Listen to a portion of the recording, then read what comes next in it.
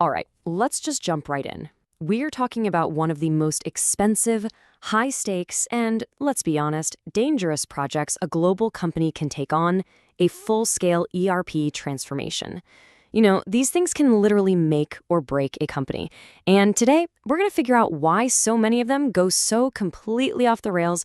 And look, this isn't just some theory. This actually happened to the cosmetics giant Revlon. Can you imagine?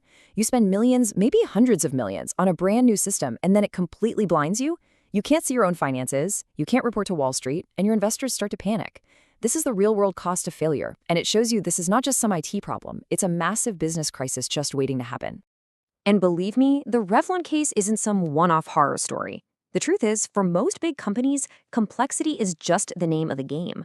A widely cited IDC stat shows that over 72% of multinational corporations are running 3 or even more separate ERP systems. I mean, think about it. They've grown through acquisitions, they operate in different countries with different rules, and what you get is this messy, fragmented digital landscape. This is the minefield we're talking about. So how does it all go so spectacularly wrong? Well, to really get the solution, first we have to dissect the problem. We're going to look at the common patterns that turn these billion-dollar projects into absolute corporate disasters. And it all starts with something that sounds really simple, but is incredibly hard to get right. It all comes down to master data. Think of it like a dictionary for your business. If your German office calls a product Das Widget with product code 401, and your American office calls the exact same thing the Gadget with code A52, well, how on earth can you know how many you actually have in total? The answer is you can't. Without a single shared dictionary for the whole company, you're not even speaking the same language. And this, right here, is where the chaos really begins. And the financial fallout? Oh, it's immediate and it's brutal. When your master data is a complete mess, the very first thing to break is accounting. Your reports become totally useless because you're comparing apples to oranges. The finance team gets trapped in what everyone calls month-end adjustment hell, trying to manually stitch together numbers that just don't add up. And that fancy universal journal in S/4HANA, the one that's supposed to be your single source of truth, it becomes a single source of lies, just a unified database of garbage. And hey, if the accounting chaos doesn't get you, the supply chain paralysis will. This is where the digital failure crashes into the real, physical world. Without one single definition for your materials, your global inventory is basically invisible. Your planning systems are flying blind, so you get stockouts in one country while warehouses are overflowing with the exact same product in another. Suddenly, a simple shipment between your own factories becomes this impossible nightmare of interfaces and mismatched codes. And your entire supply chain can just grind to a halt.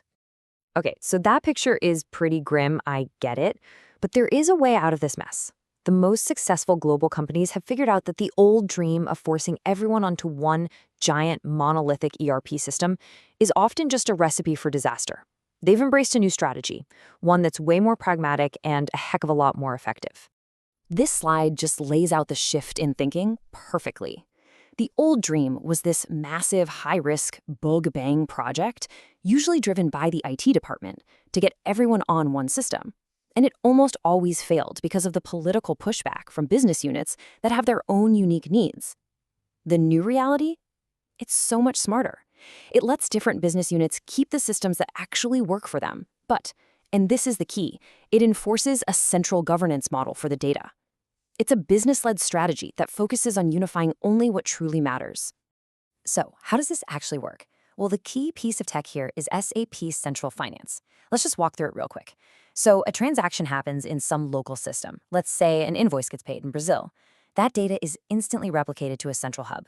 Then, in that hub, the Brazilian data gets mapped to the single global standard. Remember our shared dictionary?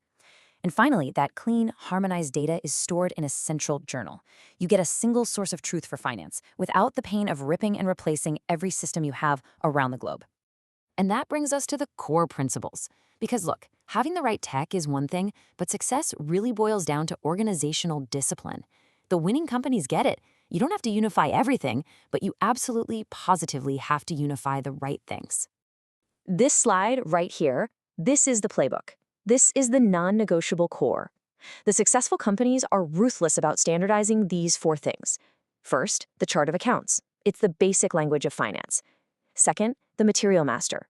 One single definition for every single thing you sell. Third, the profit center model. A consistent way to measure which parts of your business are actually profitable. And finally, the closing policy. The same rules for everyone, everywhere on how and when to close the books. If you unify these four, you can let everything else be flexible. So after looking at all the failure, the chaos, and the solutions, what's the one single most important lesson we can take away from all this? Well, it really distills down to one incredibly powerful idea. And there it is. The problem is not that you have multiple ERP systems. In a big, complex global business, that's often just reality. The catastrophic failure is choosing to have multiple systems, but lacking the organizational courage to decide on and enforce what must be shared. It's a failure of governance, not a failure of technology. And that leaves us all with one final, and I think critical question to ask ourselves. Take a hard look at your own organization. Are your brilliant technology plans, your expensive software projects, being slowly and silently killed by political turf wars and a simple lack of will to make the hard decisions on standardization? Because in the end, that is the real minefield you have to navigate.